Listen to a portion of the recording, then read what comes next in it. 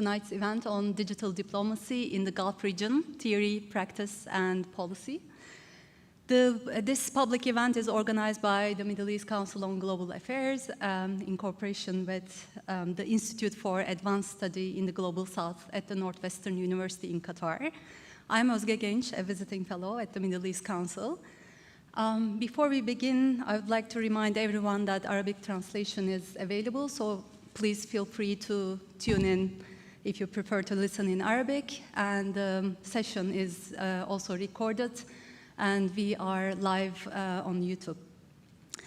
With that in mind, thank you very much for joining us tonight as we dive into how digital technologies and is from Oxford University, a leading academic in the study of digital diplomacy. As the head of the Oxford Digital Diplomacy Research Group, his work focuses on how digital technology impacts diplomacy. And recently, he's been exploring the role of AI in international negotiations, crisis management, and public diplomacy. He's also the editor of the Oxford Handbook on Digital Diplomacy, a comprehensive look at digital diplomacy's current landscape and future directions. And I have to say, I made great use of your book while preparing for this panel.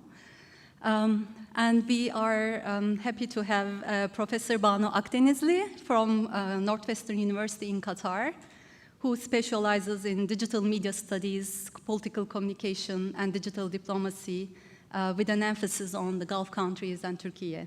Her expertise will add a unique perspective, especially to the discussions on the role of digital diplomacy within the GCC dynamics within the Gulf countries.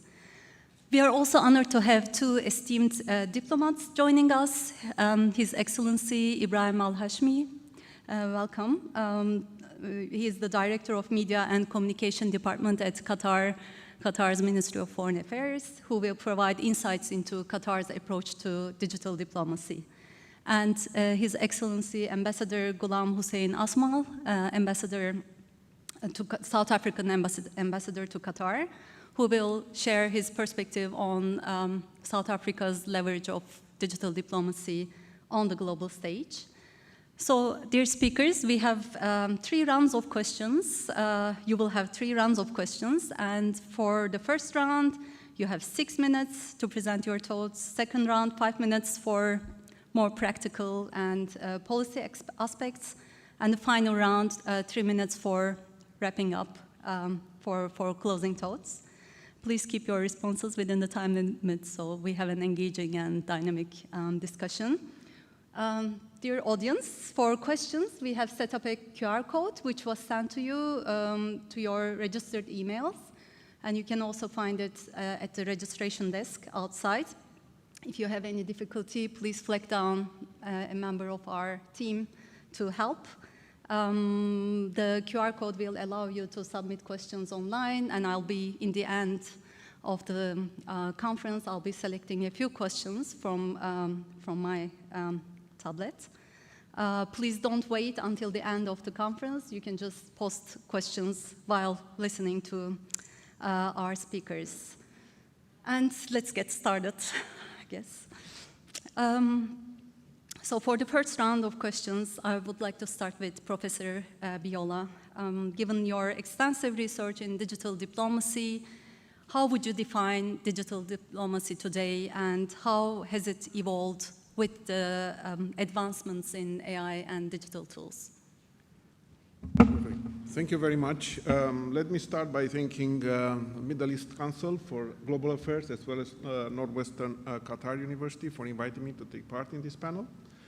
Now, this is a great topic, digital diplomacy, and I have to say, this is a term that about 15 years ago didn't exist. And that tells us something interesting about the idea of technological acceleration. How significantly technology now, this digital technology, affects everything, including an institution that by its nature is very conservative. It doesn't like change. It actually hates change. So let me start with the definition. The definition that I use in the book is not very controversial. It says digital diplomacy refers to the use of digital technologies. This is a change comparing with the volume that I published in 2014. Digital technologies. By digital technologies, I mean social media. I mean AI nowadays. I mean virtual reality in terms of, the metaverse. So the list is growing. Foreign affairs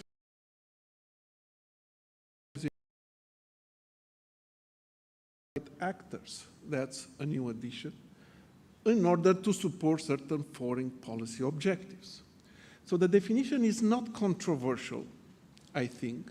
What is probably more interesting, it speaks about the fact that technology has now a significant impact on the way in which foreign affairs, international affairs are conducted.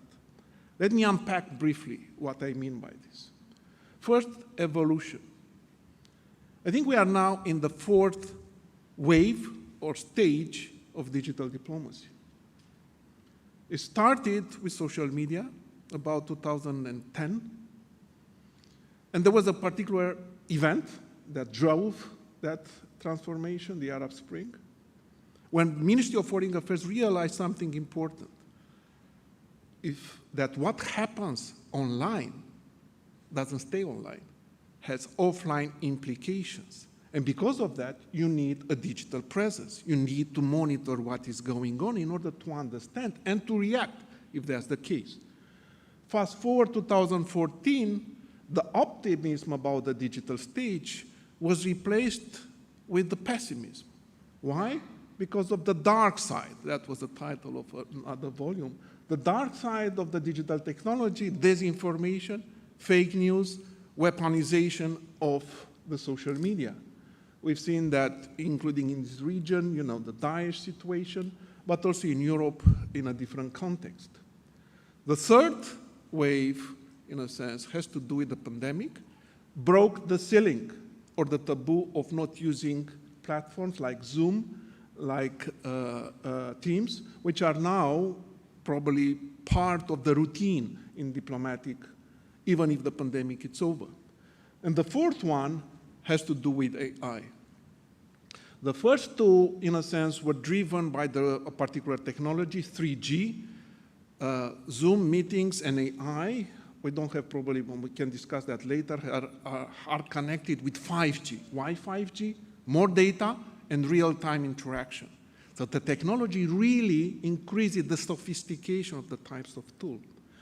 Now, the second part, very briefly, what does it mean? What's the impact? And we have to think about impact, the way in which I discussed it in an article I published this year, horizontally and vertically. What do I mean horizontally? Horizontally means how many activities, diplomatic activities, are being gradually impacted by these technologies. Social media affected mainly public diplomacy at the beginning, less on crisis communication, less on international negotiations. Then strategic communication, how to react to the dark side, started to affect crisis management. You have to do that. You have to understand. And the conflict that we see nowadays in the world pushes you, basically, to understand better how to use these tools. Then the Zoom and the Teams and the WebEx allow you to do what? Even negotiations you can do online. When the pandemic struck, diplomacy didn't stop. It moved overnight, including with the negotiations through Zoom. AI, it's adding another layer. It's not about public diplomacy, it's not about international, it's something more interesting, decision-making. It's assisting, trying to help you understand better what is going on and how to react to that. It's deeper, more vertical. It's strategic communication, dealing with the dark side. You need special skills to do this, to understand to what kind of stories to react, in what conditions, and how to contain possible negative consequences. But the deeper one, we are just started, it's AI. This is a totally game changer. It's going deep in terms of the type of practices and skills that you need to acquire to operate with this kind of new tool. So just to conclude, the point here I'm making is that we have digital diplomacy is not a static. It's affected because technology keeps evolving very, very fast. We are now in the fourth stage, I would say. It has expanded in terms of how many areas have been affected, but also is going deeper, more vertically, what I say, by challenging those in the Ministry of Foreign Affairs to learn new skills and to apply new rules in order to be professional, efficient in their work. Thank you. Thank you very much for this very concise introduction. Next, let's hear from Professor Akdenizli. You have written a lot about digital diplomacy in the context of GCC dynamics. I would like to ask you, could you talk about the challenges the Gulf states, particularly Qatar, faced during the 2017-2021 blockade and the COVID-19 pandemic? How did Qatar balance the benefits of digital diplomacy with the risks of rivalry, conflict, cybersecurity threats, disinformation, the dark side of the digital world, as Professor Corneliu mentioned? And what lessons, more importantly, what lessons Qatar has had from this very challenging period? Thank you for the question, and thank you for also inviting me. I'm very happy to be a partner, a bridging gap between Northwestern University and the Middle East and the Middle East Council of Global Affairs. My colleague Corneliu really, dissecting where we are in terms of digital diplomacy, and me trying to situate it into our regional focus, I think I'm going to be talking at a stage which is going to be between the third and the fourth wave, right? And of course about the dark side of digital communications, because both COVID and both the blockade, of course, showed us that weaponization and fake news is a reality within the practice of diplomacy. Digital diplomacy is, of course, not only about disseminating information to foreign publics, but it also is about managing change within the international system. The blockade and COVID-19 have demonstrated that crises are a natural part of the world and the way of life, that they are not discrete events, but they are what we call exogenous shocks. And in this context, then, crisis communication and conflict resolutions are key ways in how we deal with these shocks. In the digital age, this is marked by a need for credibility, a need for authenticity, a need for transparency and responsiveness.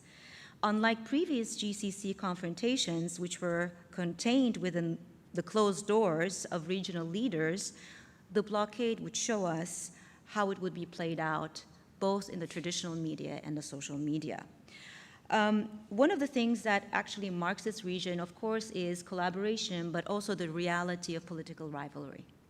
The primary advantage of these social media technologies is then that they would allow, as Corneliu also was mentioning, two-way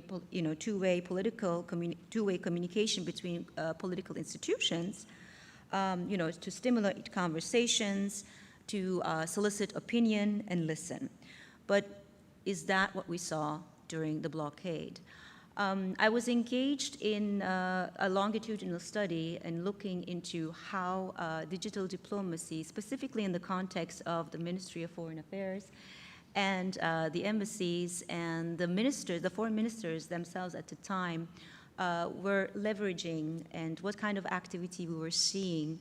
And it so happened that it was right in the middle of the blockade. And my data was very timely for that matter. And we had the chance to look at both the English universe and the Arabic universe, which were distinctively, of course, very different. For example, in the context of Qatar, we would see, the ministry and the minister themselves were the clear sort of winners in terms of the amount of information that was being shared. But it also was interesting to see how the information that was shared would also resemble official diplomatic policy. Qatar was trying to project an image of resiliency, optimism, emphasizing diplomatic visits, using words of solidarity from around the world. Whereas, for example, Bahrain specifically elected to emphasize brotherly ties with Egypt, whereas the UAE and Bahrain, again, were emphasizing terrorism in the region and Taliban's presence in Doha. Saudi Arabia was unequivocal regarding Qatar's alleged funding of terrorism and its relationship with Iran. The Arabic discourse was different. Saudi Arabia, for instance, never referred to the blockade as a blockade, but chose the term severing ties, a hashtag adopted in the opening days of the crisis to denigrate and isolate Qatar. Bot activity, weaponization of social media were attributed in many studies that were done during that time, and also to be emanating, of course, unfortunately, from the UAE and Saudi Arabia. While in the English universe, Saudi Arabia was not active at all, they were the clear leaders in terms of sharing information and utilizing hashtags in the Arabic sort of Twitter sphere. Regional rivalries also did prevail during during COVID, but lesser than the extent that we saw in the blockade. For example, I'm sure many of you will remember in the early day of the pandemic in March 2020, there were several Bahraini pilgrims who were stranded in Iran. The repatriation process started. Qatari officials stepped in to offer to help. On March 28, 2020, Qatar's communication office announced on their website that 31 Bahrainis were flown to Doha, but they were not able to proceed to Bahrain because of the blockade. And the announcement on social media was that hopes that by the end of the 2 weeks quarantine, the government of Bahrain will allow their citizens to return home, and if not, that they will continue to provide them with hospitality and care. Bahrain's foreign minister was very quick to respond on Twitter. What Qatar has done is reprehensible and requires a clear international stance towards it. It, meaning Qatar, should stop using a humanitarian issue such as the coronavirus pandemic in its plans and ongoing conspiracies against countries and nations. Fake news, again, is continuing. Viral videos of Qatar Airways being the official carrier of the virus, an Arabic hashtag translating to Qatar is Corona. Tweets by journalist Noura Mutari stating that Qatar was capitalizing on the virus to undermine the Dubai Expo 2020, the Saudi Vision 2030, manufacturing the virus, and of course, a trending topic as the coup in Qatar, a Saudi-based disinformation campaign with fake clips were some of the prominent examples of this information war. To recap, what do we see? How is this, in practice marked in the region? Obviously, misinformation and disinformation, combating false narratives and information management, cybersecurity threats, the dark side, cyber attacks, and the need to protect digital infrastructure. Again, I think something that I hope we will discuss a little bit further, the need to balancing digital access and censorship while ensuring the security of digital communication and maintaining the flow of accurate information, but also trying to balance openness with restrictions on harmful content. These are additional challenges.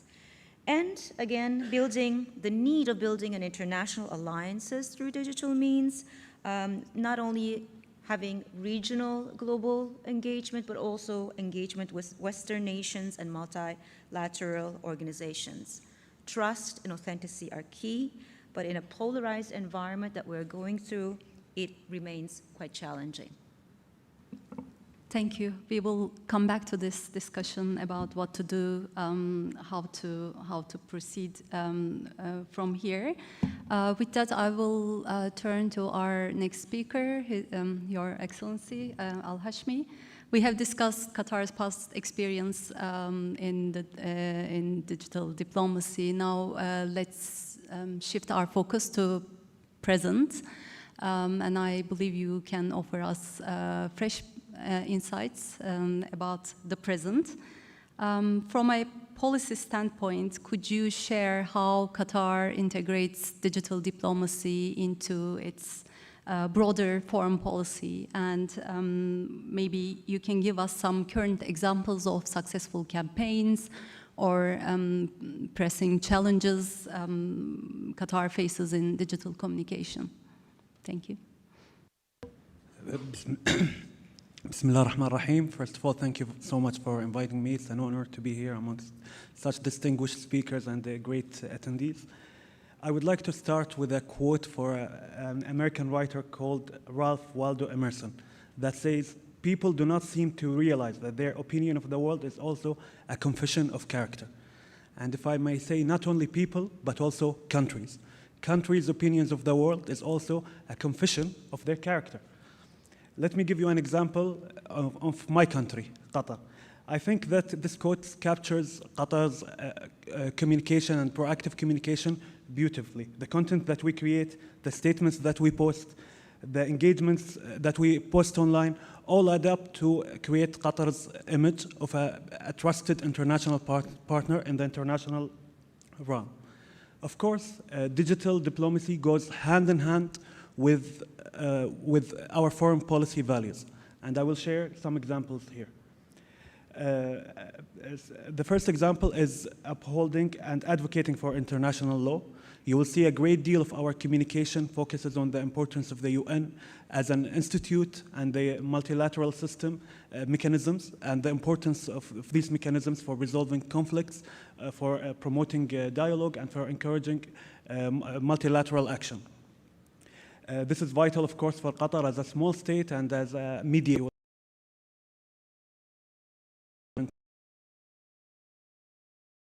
You will see a lot of that because of our belief in the importance of upholding and advocating for international law.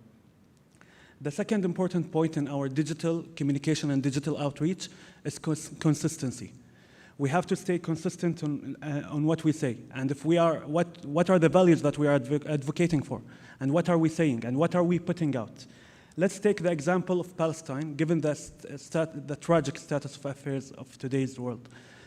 A lot of people may be fed up with the statements that are coming out, and they will say, and you will see comments like, another statement, what are you saying, what are you doing? But we cannot leave that arena empty, because if we do, unfortunately, we leave it to the other side. Do you know who wants you to be silent? It's the side that is preying on your silence to manufacture their narrative, their side of the story. If we stay silent, if we remain silent, unfortunately, we give them the ground to label any criticism as anti-Semitism, for example. We give them the ground to label ethnic cleansing and genocide as unfortunately, self-defense. That's what we do if we remain silent. That's why we will continue to speak up, stay consistent in our positions, especially that we are on the right side of history. And you cannot remain silent when you're on the right side of history. The third value that we are advocating for in our digital communication is a world of principles. If you look at Qatar's communication, you will see that we are advocating and promoting a world of principles and values that are equal across the board. We do not dehumanize someone because of their geography, and we do not dehumanize someone or demonize someone because of their religion. Qatar will denounce any hate speech, whether it's against a Muslim or a Jew. And it will stand with the right of countries for self-defense and the right of self-determination and self-determination and the right of self-defense, whether it's in Ukraine or in Palestine. So you will see these values consistent in Qatar's digital communication. And when it comes to challenges, as you know, because of Qatar's unique role as a mediator, there's a lot of discourse demonizing the state of Qatar and the actions of the state of Qatar. But alhamdulillah, we have had a lot of success in debunking these claims because we stay truthful to ourselves and we put all our cards on the table. This is it in a nutshell. Thank you. Thank you very much, Your Excellency. Actually, the principles of Qatar or the Qatari way of using digital diplomacy, the principles you outlined were very helpful in understanding how Qatar uses digital diplomacy. Now, turning to Ambassador Asmal, from your vantage point as a diplomat, as an ambassador, could you help us understand South Africa's digital diplomacy policy, the key trends, and the digital tools that South Africa uses in its diplomatic efforts? And maybe you can give a special emphasis on South Africa's relations with other African nations, states, or in voicing up common concerns, needs from environmental sustainability to economic development, food security, or other relevant policy areas. Thank you very much, and let me begin by thanking the Middle East Council and Qatar and Northwestern University for convening this very important session, and also express my delight to be part of this panel. I think the brief that has been given to me would perhaps require a lot of time to discuss. However, in the interest of time, I would begin by saying that South Africa occupies a unique position in international politics and diplomacy, in that we are, firstly, a product of international solidarity. Secondly, we are also the vanguard of Pan-Africanism on the continent. Given these two objectives, we believe that we should leverage digital diplomacy for socio-economic good, social cohesion, to dispel Pan-Africanism and the marginalization of Africa. Now, this would be best illustrated by two examples. Technology and digital diplomacy that is neither good nor bad. It depends on the vehicle, the objectives, and how it is exercised. In 1920, South Africa assumed the rotating chairship of the African Union. And before assuming the chairship, it set itself certain objectives, strategic objectives to achieve during its chairship. And that included the operationalization of the African Free Trade Agreement, peace and security, gender equality, infrastructure, climate change, good governance. And we thought that we would pursue this objective. However, as you remember, the COVID pandemic hit the world. Meetings were not being able to be convened, and what we noticed is the worst trait of our common humanity, and that was vaccine apartheid. As an aside, it's funny that South Africa always finds itself on the discussion of apartheid, whether it's in Gaza or on a health issue. We saw countries of the North hoarding vaccines, sometimes acquiring vaccines, twice as many vaccines as the population. In fairness, they did try and give those vaccines to African countries thereafter, but it was always a few months before the expiry date. South Africa had to use digital diplomacy to combat this pandemic and the effect it was having on Africa and the marginalization of Africa. Normally, in a normal year, the task of diplomats would be linked with the travel of the heads of state, international travel or international summits, and that would be at most once or twice a year, and that would increase. That would entail preparing briefing notes, preparing strategies, and so on. However, when the pandemic occurred, and this is on a practical side aspect, is that diplomats were required to work harder because summits were convened twice or thrice a week to combat this pandemic. It was easier to get heads of state together digitally, and one of the challenges were that the digital deficit in the developing world. That was a serious problem. But nevertheless, what South Africa was able to do is using digital platforms and digital diplomacy, able to have not only meetings with heads of state, but also with experts in the field, and also with other countries on a bilateral level. We were, for instance, able to cooperate with India to get a waiver of the TRIPS agreement, which is to relax international property on vaccines and so on. But from the continental point of view, some remarkable achievements were gained. You know, the Africa Joint Continental Strategy for COVID was developed. COVID-19 was developed. A task force for coronavirus was established, and it saw the implementation of a continental strategy to ensure the coordination of of the whole of Africa. A supplies platform was created where Africa could acquire protection gear as well as vaccines at a favorable price and negotiate better prices because of quantities. And a response fund was created. So that was a success of COVID. On the downside, one aspect that did not cover us in glory was South Africa's involvement in the negotiations of the Grand Ethiopian Renaissance Dam. Briefly, when Ethiopia developed or built the Grand Ethiopian Renaissance Dam, it had an effect on all the Nile riparian countries, principally Egypt, Sudan, and Ethiopia. Many rounds of negotiations were held, but not much success was yielded because the normal trappings of negotiations were not being able to be used. It was easier for countries to sit in the comforts of their own offices and hold strong positions.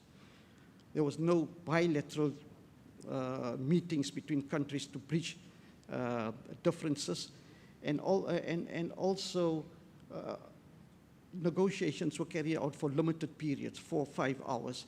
And of course, the interruption and sometimes strategic breaking of transmission was also a problem. So not much success was gained on this. In the first instance, we believe, with regard to combating the impact of COVID, we saw it was pretty successful because the impact of COVID was less on Africa than many other countries. And had Africa not taken this initiative, it would have been completely marginalized. With regard to the current negotiations, it wasn't the correct avenue or correct vehicle for such intricate and important negotiations. So from a practical point of view, I think an assessment needs to be made about the objectives, and the use of digital technology would sometimes be or dominantly used, or substantially reduced dependence, depending on the circumstances and the objectives of the parties. I'll stop there. Thank you. Thank you very much. In the second round, I'll come up with another practical question for you. And now we are in the second round. I would like to turn to Professor Biola. You mentioned about the evolution of digital diplomacy with the advancements in AI and in digital tools. How do you see, I would like to follow up on that actually, how do you see the evolution of digital diplomacy, especially in an increasingly fragmented world, which is characterized by conflicts and rivalries, and what, especially like what impact these trends could have on the Middle East? So I want to take you to specifically focus on Middle East. How do you see? Big question, very important one, and very important one. Fragmentation is real. We can see that, right?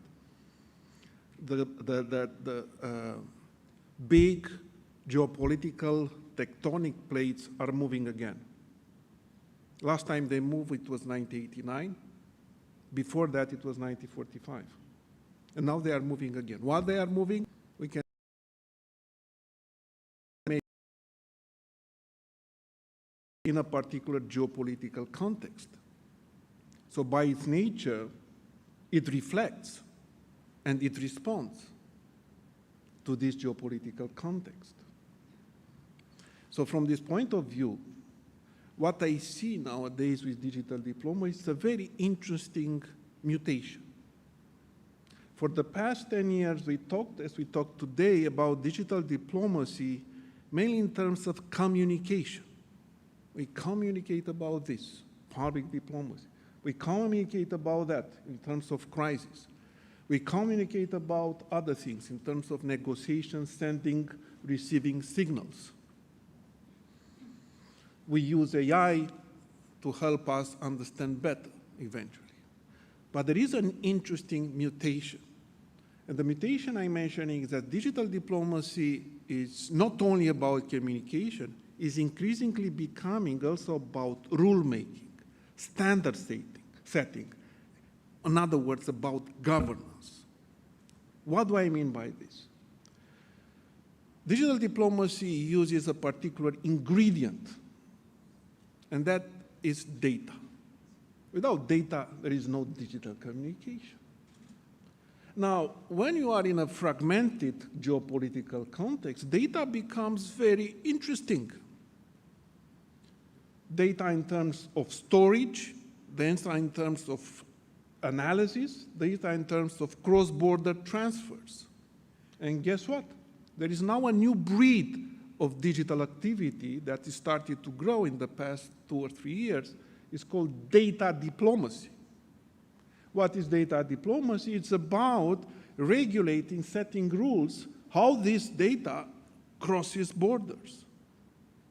In Europe, you have GDPR, for instance, or data services.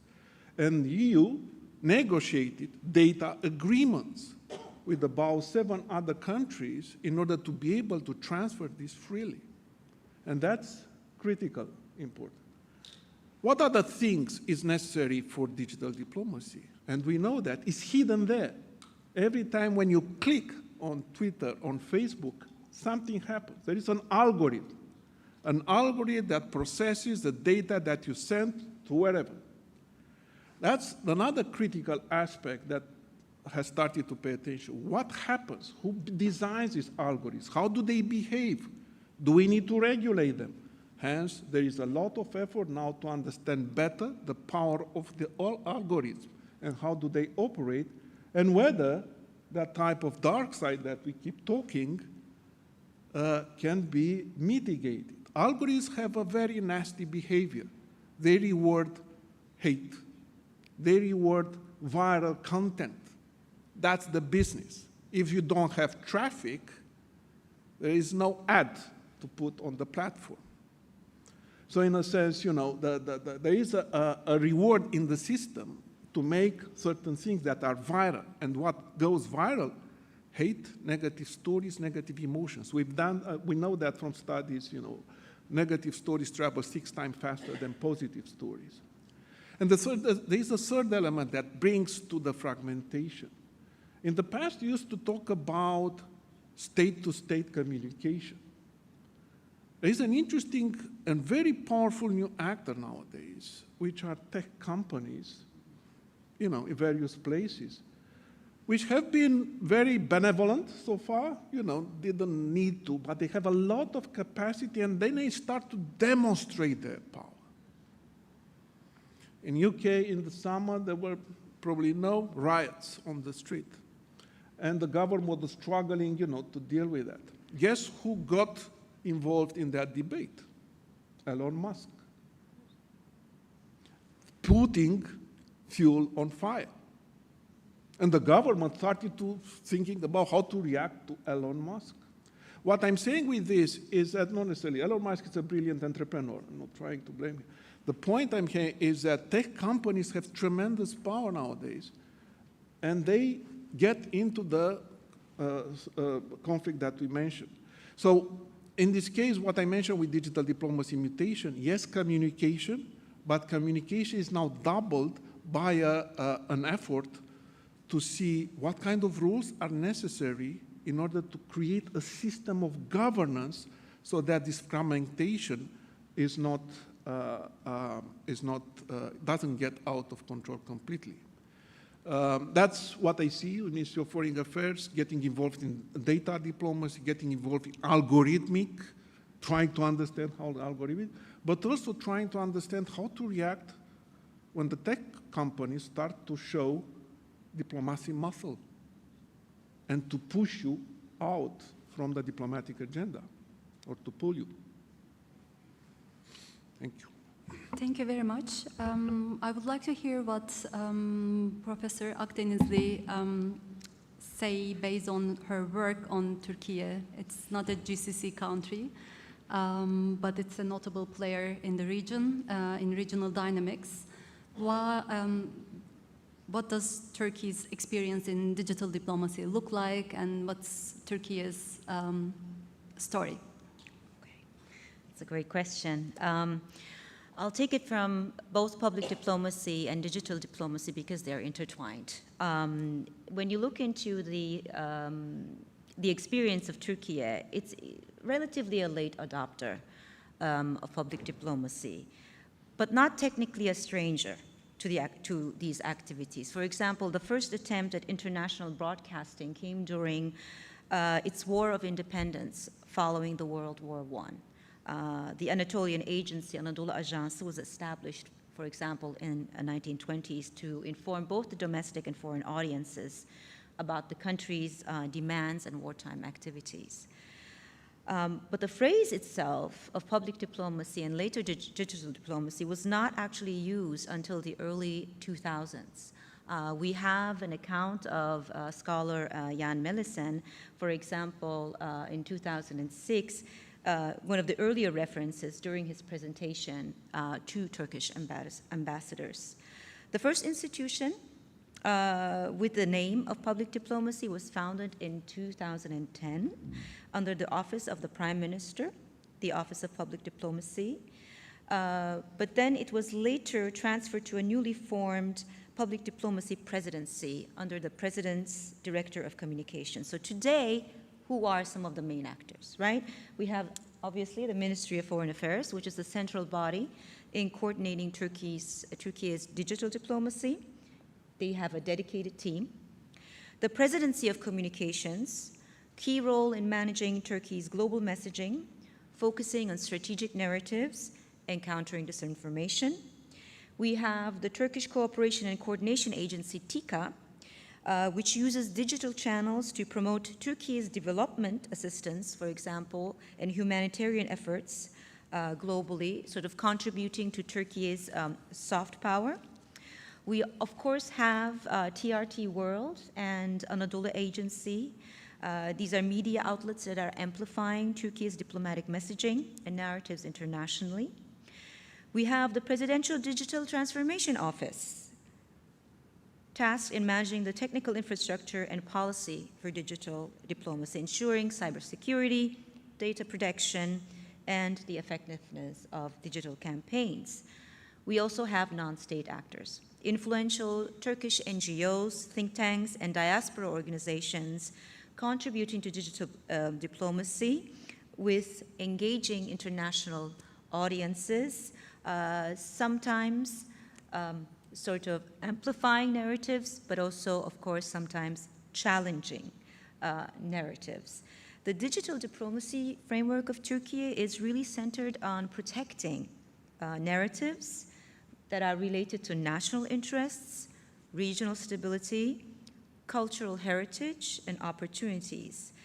For example, we'll often see narratives focusing in regional conflicts, such we see in Syria, Libya, of course, Israel and Palestine, humanitarian assistance to refugees, energy diplomacy, tourism promotion, and of course, countering perceived biases by the Turkish government on Turkey within the international media.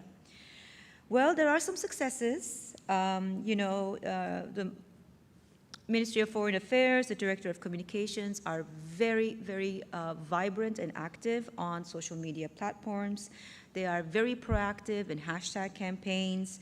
The Ministry of Health, in terms of public health campaigns, again, social media, international aid promotion is strategically employed. We see a lot of virtual diplomatic engagement through, as Cornelia was mentioning, sort of virtual meetings, webinars, social media campaigns. But there are also some shortcomings. One of them is, of course, the credibility issues. Turkey's digital diplomacy faces credibility challenges, especially in Western countries, which some of the countries in our region are sharing as well. There are perceived biases, propaganda elements, and more often inconsistencies between global messaging and domestic policies, such as press freedom concerns. Language is a big barrier. Turkey has expanded its digital reach, but language remains a barrier, as much of its content is still primarily in Turkish. So the efforts to communicate with non-Turkish speaking audiences absolutely needs more development to maximize global reach.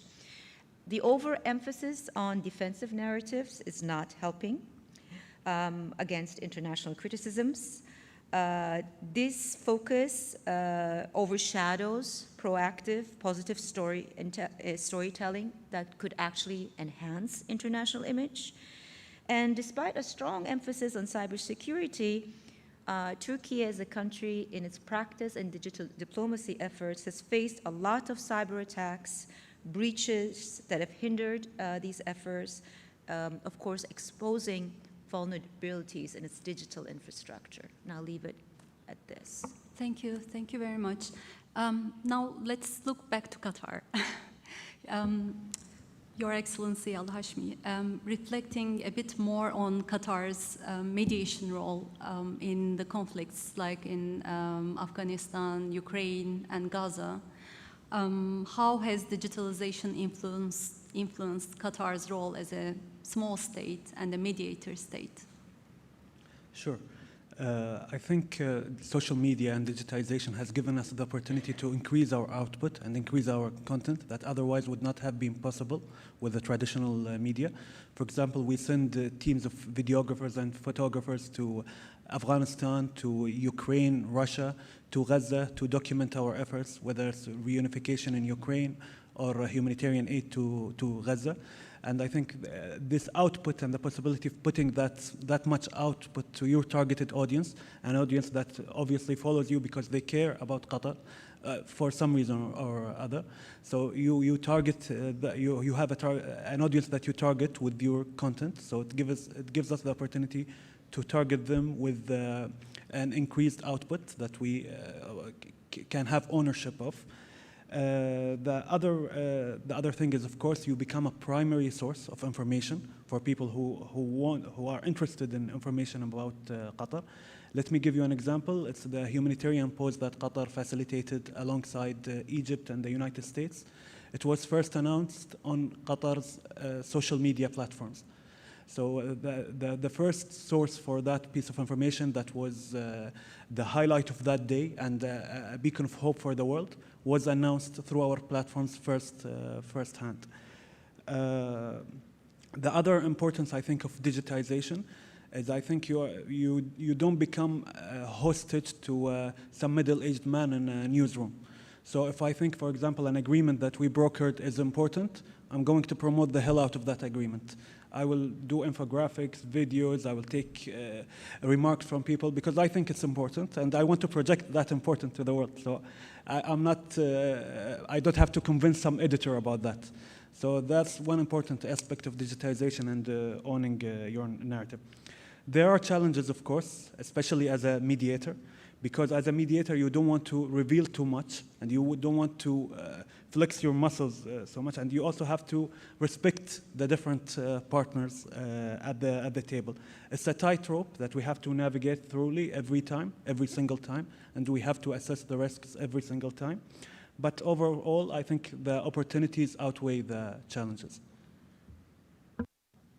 Thank you very much. Ambassador Asmal, for the second round, I would like to ask you, I think many of us in the audience would would love to hear that experience as well. We all know and we are aware of South Africa having brought its case against Israel for accusing it of committing genocide against the Palestinians in Gaza. I would like to ask you, how has digital diplomacy affected South Africa's notable stance in the ICJ? Has it facilitated, supported, or presented further challenges around this issue? Thank you. Thank you very much for that question. I think to appreciate the impact of digital platforms on South Africa's case, one has to look at 3 genocides in recent time.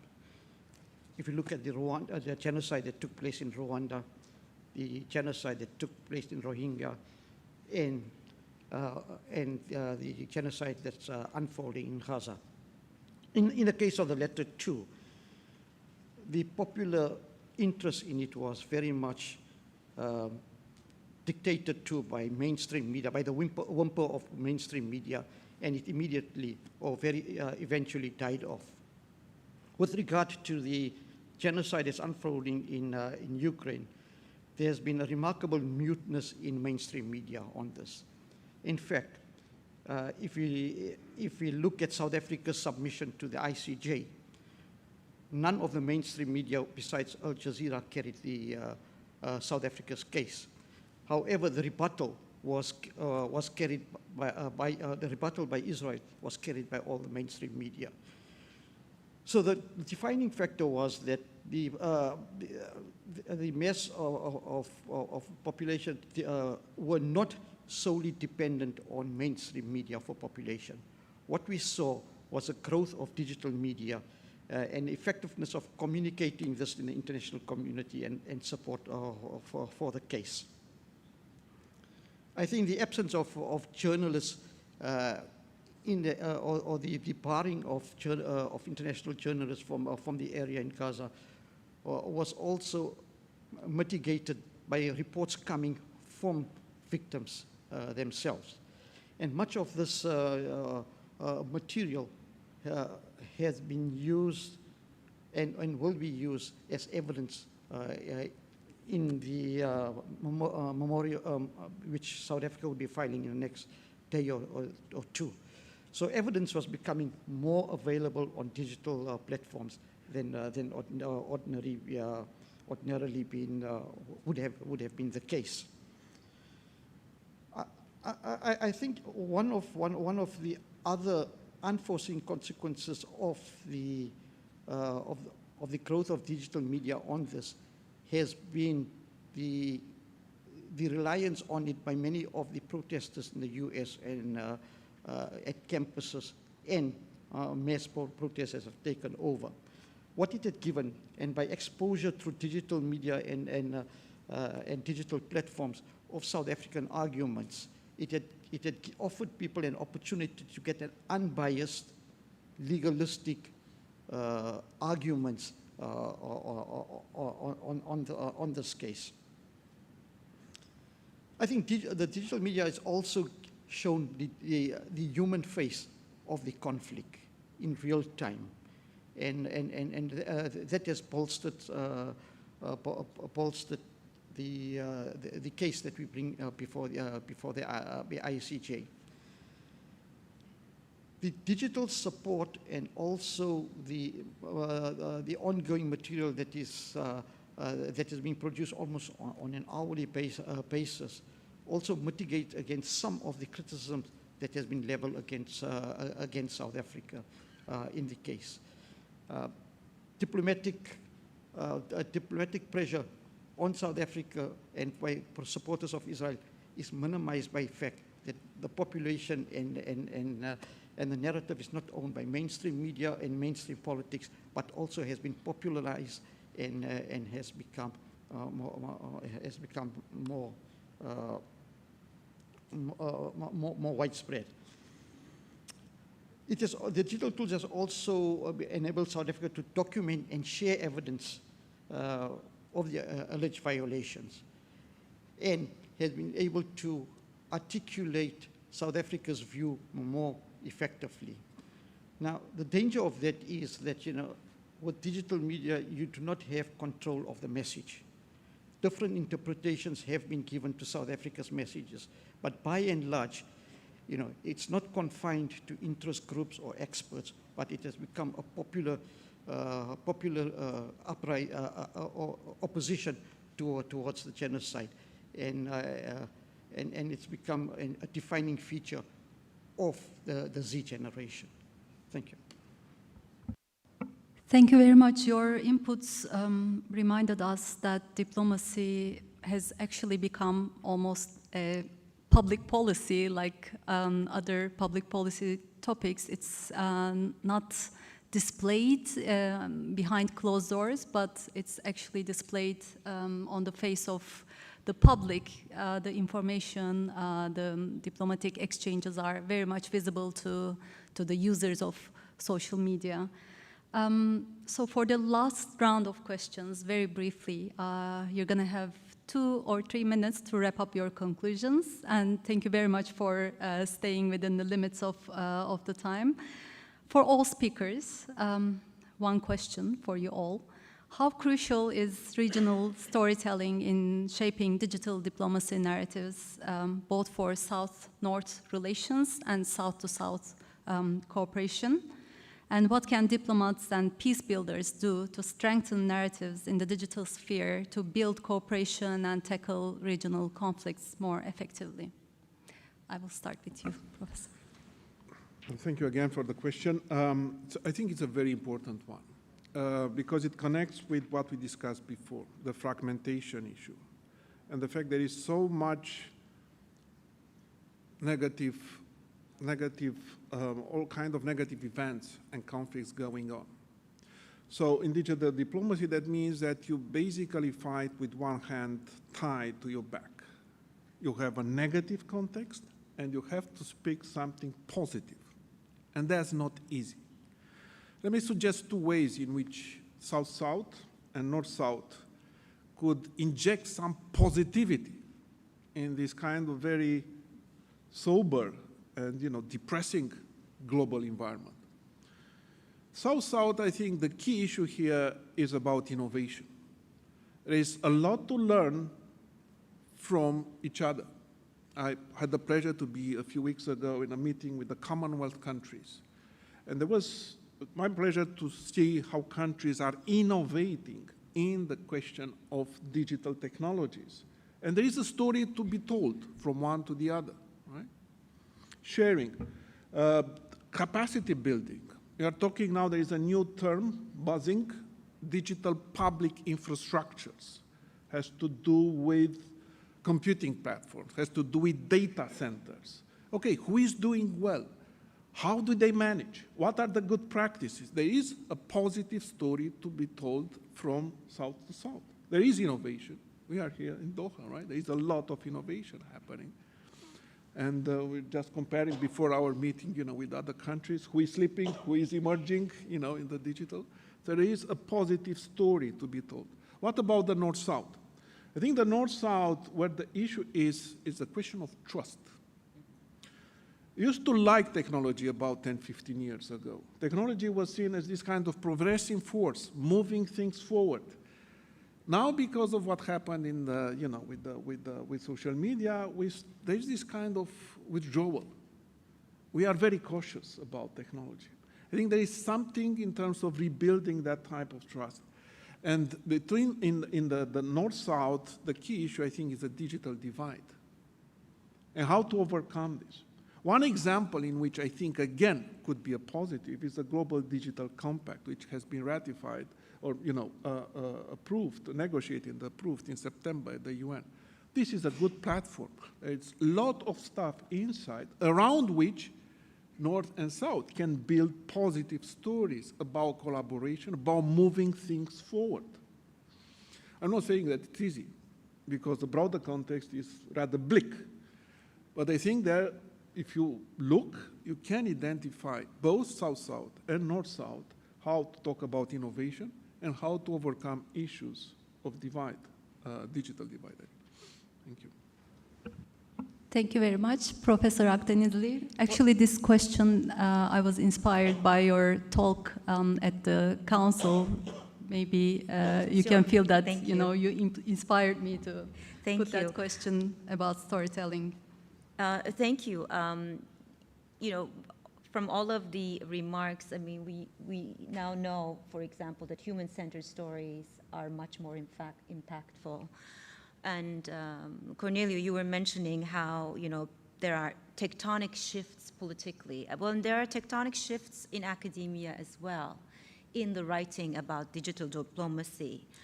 When you look into how we define both digital and public diplomacy, these are very much rooted in Cold War era strategies, which assume democratic and liberal values, okay?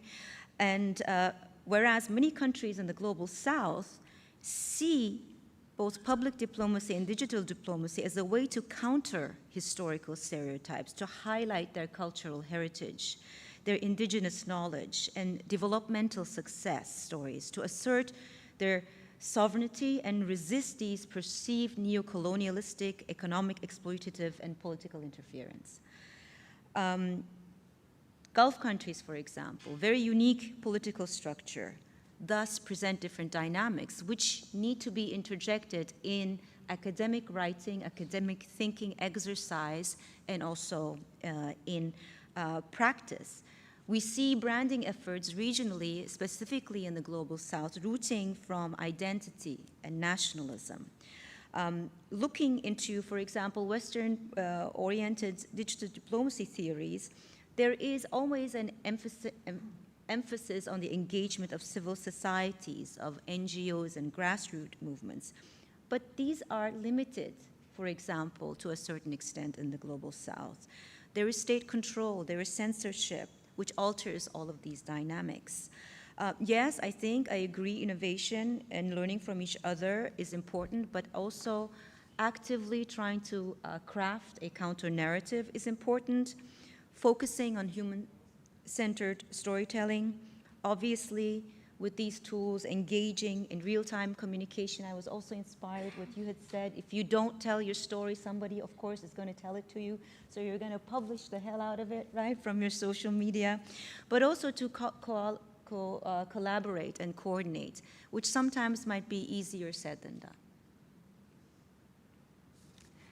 Thank you, Your Excellency. Thank you. I will tackle the part of your question that talks about shaping narrative in the digital sphere against all odds.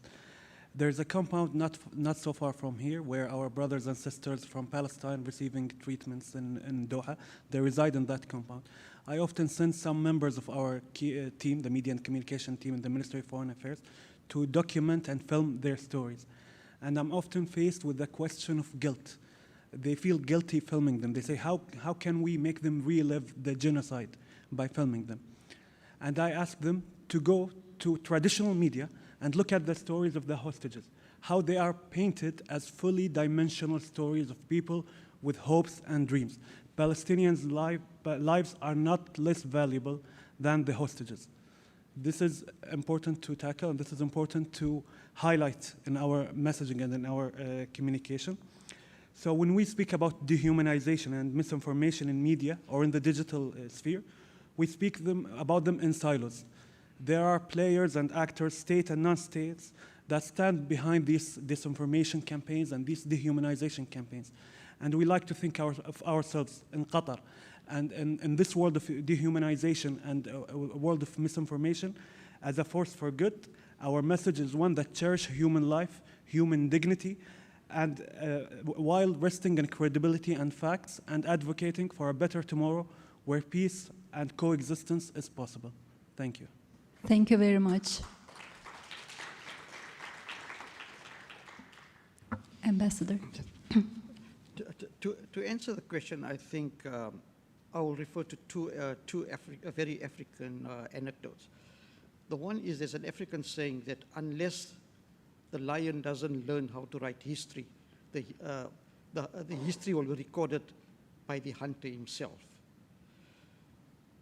So unless the South, the global South, does not harness digital technology or digital diplomacy, their plight will always be told by somebody else.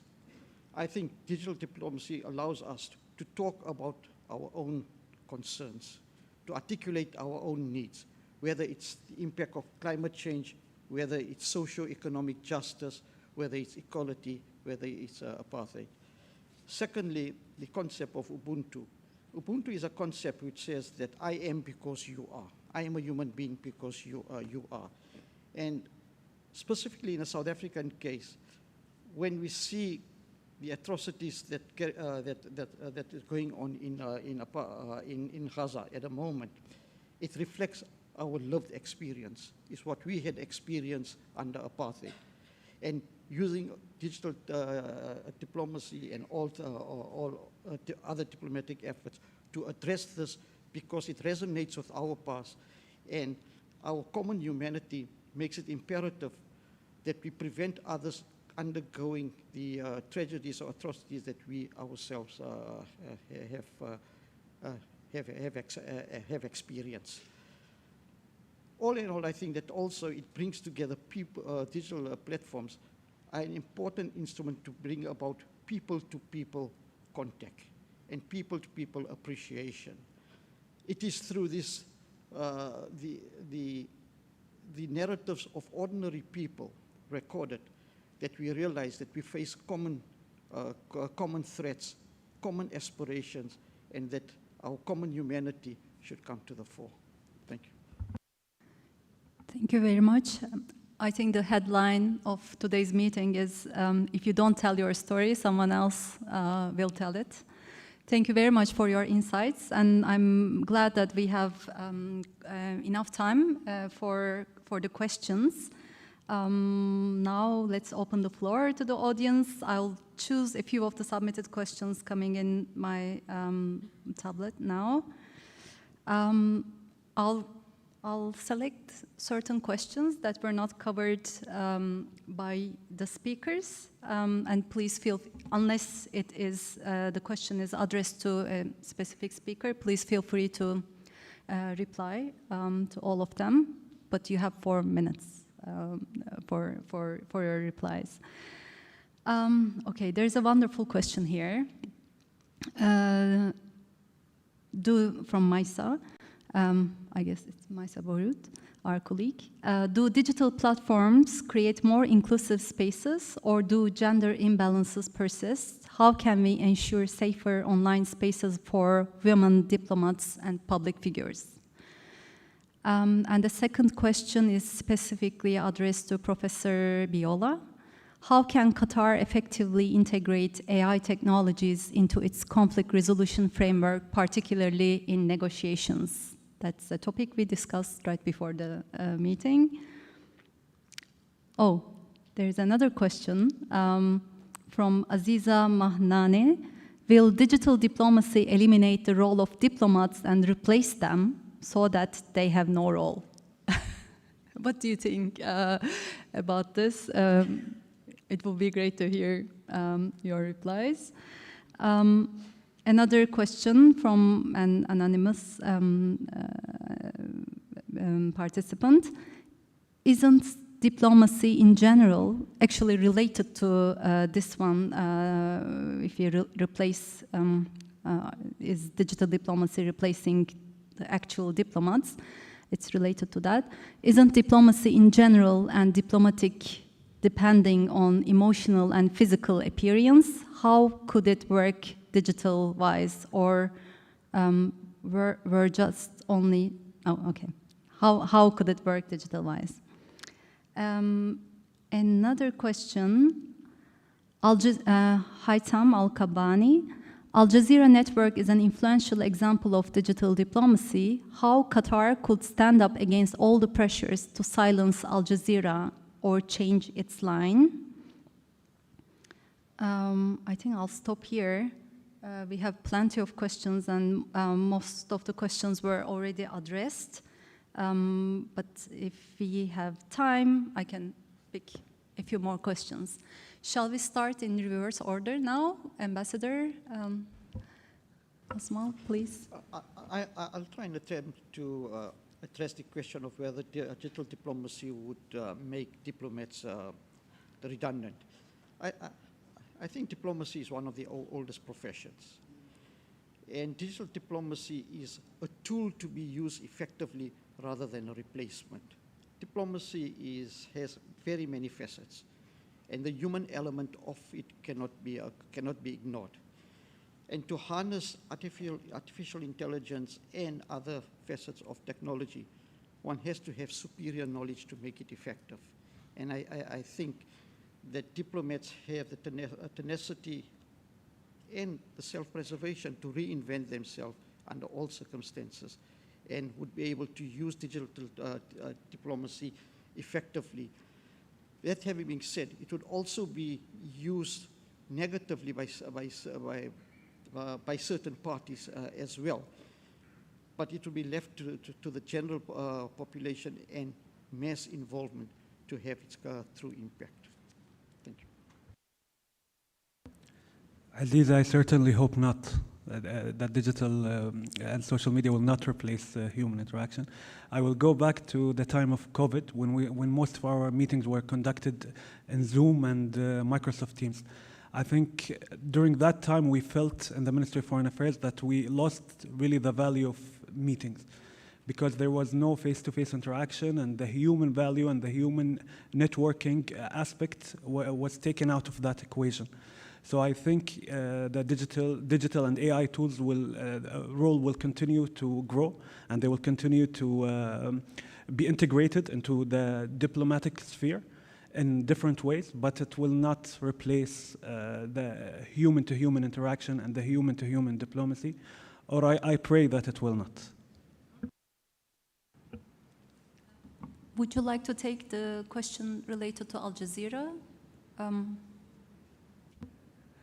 As His Excellency, the Prime Minister, Minister of Foreign Affairs, just reiterated in his joint press conference with the U.S. Secretary of State, he asserted that Al Jazeera is an international media platform operating from the state of Qatar according to the highest international standards and journalistic standards, and they will continue to do their job. And I don't think that they will adhere to the systematic attempts to silence them. Thank you. Yes, I'll reiterate that. I mean, this is not, of course, the first time that Al Jazeera has become under attack, right? It was one of the demands of the blockading countries to shut down Al Jazeera. There was a lot going on in regards to Al Jazeera during the Arab uprisings. So this is clearly not their first rodeo. But also, we need to, again, the importance of creating these counter narratives, right? What if these so-called powers are challenging Al Jazeera, then we should challenge them back with the concept of freedom of expression, right? Which is always touted in our faces, specifically in this region. I'll also take a little bit a jab at the gender question. As being the only female on this, well, besides you, of course, dear Rizki, female on this panel. Well, traditionally, the practice of diplomacy and, it has been and continues to be, to a certain extent, a very gendered space, and so is social media. When you look into the statistics of content creation and the people who actually create these technologies, it's very heavily male-dominated and very heavily global north dominated. But I think here again, this region has a very different story and a different sort of contribution to make. For example, over the years, the media use in the Middle East studies that we have done at Northwestern University in Qatar have shown that there is a very vibrant female community of content creators which are not only amplifying certain narratives, pro-female narratives, but also countering female narratives as well. At education, we are quite unique with the high percentage of female students, both in social sciences, but also in STEM fields. So there's still a lot of way to go. We know that it's still not a very safe space for women online, but there are some, designated efforts to balance this, but we still have a long way to go. Thank you very much, Professor Bihola. I think I can address, the AI in negotiation aspect and peace negotiation, and also maybe just to double a little bit into the question about gender because of the case study that very much with the war in Ukraine. Ukraine is going through a different type of conflict. It's more like a cultural genocide bordering physical, but in a different situation. So the narrative there, you as a country do not exist. You don't have history, you don't have culture. That's what's coming from Russia. So what happens is that during the physical conflict, cultural center, churches, whatever Ukrainians have, are being destroyed. What I've seen, on the other hand, being reproduced actually in the metaverse is that you have a group of civil society led by women, which reproduce these cultural things destroyed physically in the metaverse. The idea being to continue rebuilding them physically. So there is an interesting, what I've saw with these cases in which actually female leading, because these cultural elements are quite important. Now, on the AI, I think it's a very interesting, as I was mentioning before, because AI has potential basically to change completely our understanding of negotiations. The model I've been working on and I present has three components. What AI can do in negotiations: absorb signals.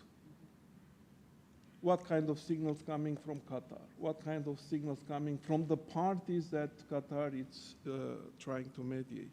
Second is pattern recognitions.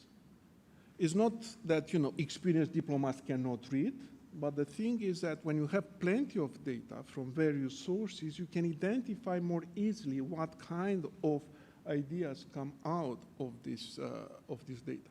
And third one, which I think is interesting, it's about scenario planning. So, okay, with this kind of data that I collected, with this kind of patterns that I identify, where do I go now? Scenario A, scenario B, scenario C. What will be the benefits and disadvantages to scenario? What kind of implication will create? So the model that we've been working is based on historical cases because we have plenty of data, we know the outcome. But the interesting aspect will be how to apply, to deploy this kind of model in current situations. So I've been looking forward, actually, to understand more what it's, the Qatar Ministry of Foreign Affairs, how it's communicating, and hopefully, I can fine-tune the model at some point. Thank you very much. Final point, where is it going? Are we going to get rid of the diplomats? Two books I recommend reading, which were published this year. One is Ray Kurzweil, speaks about, interestingly, the technological singularity, that in about 10, 15 years, humans and AI are going to merge.